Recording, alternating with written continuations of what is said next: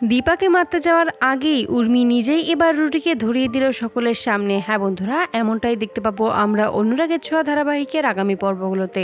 সকল ভুল বোঝাবুঝির অবসান শেষ হয়ে সেনগুপ্ত বাড়িতে খুশির জোয়ার চলে আসে। দীপা লাবণ্য সেনগুপ্ত ছবি নিয়ে বলে যে, আমার পরে যদি আর কেউ খুশি হতো এই পরিবারটাকে এভাবে দেখে, তাহলে সেটা হতেন আপনি।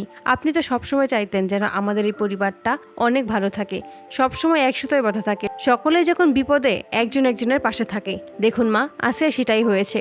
আপনি যদি এখানে থাকতেন তাহলে খুব খুশি হতেন।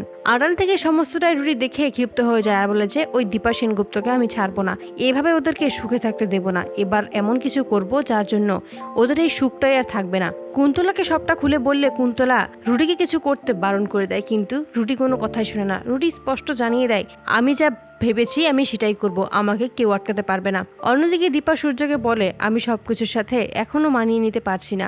সূর্য তখন দীপাকে বোঝায়, এটা তোমারই বাড়ি, তোমার ভালো লাগার স্থান, তোমার ভালোবাসার জায়গা, তাহলে তুমি কেন এখানে মানিয়ে নিতে পারবে না?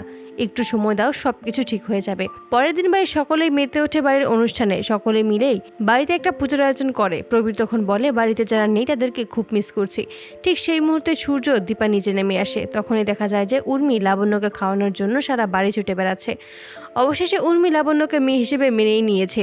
অপরদিকে ছদ্মবেশ ধারণ করে সেনগুপ্ত বাড়িতে পুরোহিতের সাথেই হাজির হয় রুটি। রুটি ভাবে, যেভাবেই হোক আমাকে ওই দীপা সেনগুপ্তকে মেরে ফেলতেই হবে, তা না হলে আমি হেরে যাব। কিন্তু আমি রুটি কোনোদিনও হেরে যেতে শিখিনি। সকলের চোখের আড়ালেই যখন দীপার পিছু এসে দাঁড়ায় ছদ্মবেশী রুটি, চারদিক ভালোভাবে দেখে যখনই চাকু দিয়ে দীপার ওপর অ্যাটাক করতে যাবে, ঠিক সেই মুহূর্তে উর্মি সবটা দেখতে পেয়ে চিৎকার করে ওঠে এবং দীপাকে সেখান থেকে সরিয়ে নেয় এবং রুটিকে টানতে টানতে সকলের সামনে এনে বলে যে, তুই সত্যি করে বল, তুই আসলে কে? তুই কেন দিদিকে মারতে চেয়েছিলি? দীপার তখন সন্দেহ হয়। তখন রুটিকে দেখতে থাকে। হঠাৎ করে বুঝতে পারে যে এটা আর অন্য কেউ নয়, এটাই হচ্ছে রুটি। রুটি ছদ্মবেশ ধারণ করে এই বাড়িতে এসেছে তাকে মারার জন্য। সকলেই যখন বুঝতে পারে যে দীপাকে মারার জন্যই রুটি ছদ্মবেশ ধারণ করে এই বাড়িতে এসেছে, তখন উর্মি নিজেই এগিয়ে যায় রুটির দিকে এবং ঠাটিয়ে চড় মেরে বলে যে, তোর সাহস তো কম নয়, তুই এতদিন এই পরিবারের ক্ষতি করেছিস, তোর মা সবাইকে ফাঁসিয়ে এই পরিবারের ক্ষতি করার চেষ্টা করেছে, এখন আবার এসেছিস তুই আমার দিদিকে ক্ষতি করতে।